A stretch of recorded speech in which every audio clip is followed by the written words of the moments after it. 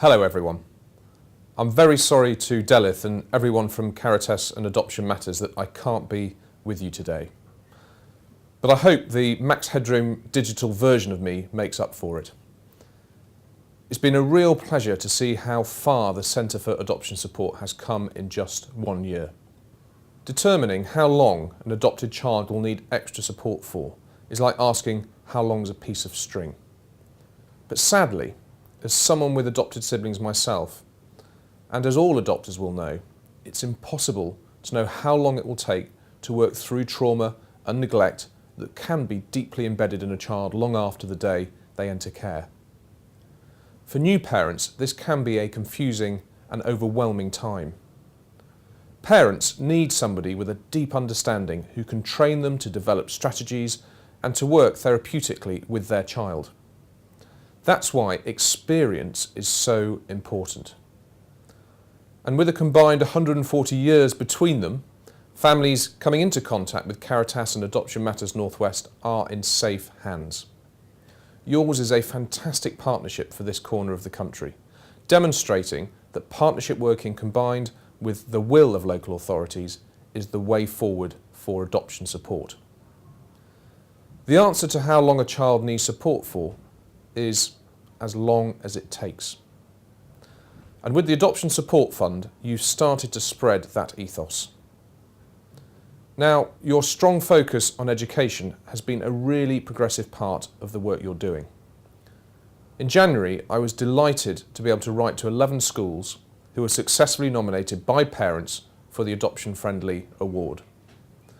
These schools have gone the extra mile to ensure the needs of adopted children are being met within the school environment. Nominated schools have celebrated adopted pupils' uniqueness and helped them feel like valued members of their school. Doing well at school is key to a child's future life chances, which is why we've given adopted children priority admission to the school of their choice. And with £1,900 of pupil premium available for each adopted child, these schools can help them to achieve just as much as their peers. So let's hope we see more schools following your humbling example, because the challenge ahead remains substantial. Today, as I speak to you, there are more than 3,470 children waiting to be adopted. And although it's a truism to say so, the only thing that's going to change that is by recruiting more adopters. To do that, we need the best system of adoption support in place to show potential parents that they'll have a safety net. Because an adoption order is often just the start of the journey, not the end. And problems don't just disappear as the ink on the legal papers dry.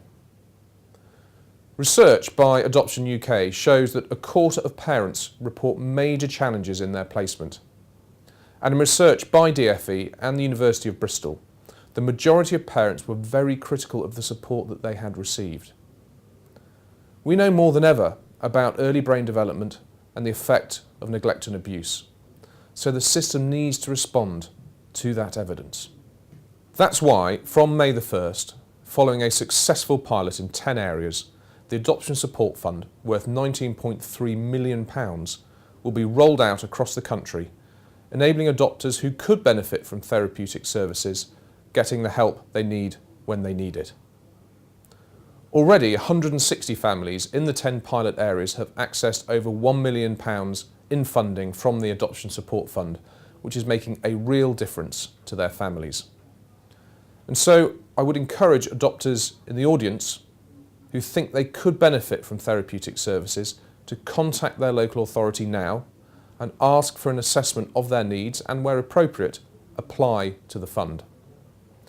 I know that in the Northwest, families have access to a roster of services, including iMatter and the Nurtured Heart approach.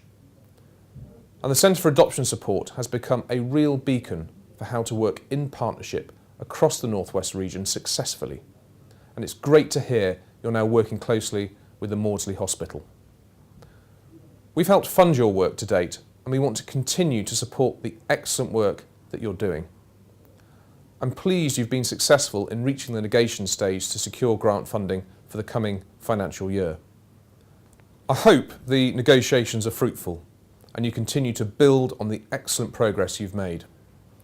A lack of support leaves adopted children in touching distance of a happy ending, but never quite able to grasp it.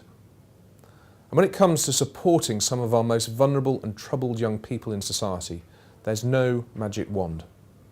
There is, however, an adoption passport. With the right specialist therapeutic support, and let's be clear, many placements will not succeed without it, that child will finally be able to embrace the new life ahead of them. A life not beset by limitation, but empowered by boundless opportunity. Their parents deserve nothing less than our unwavering support. As the saying goes, you can't choose your family.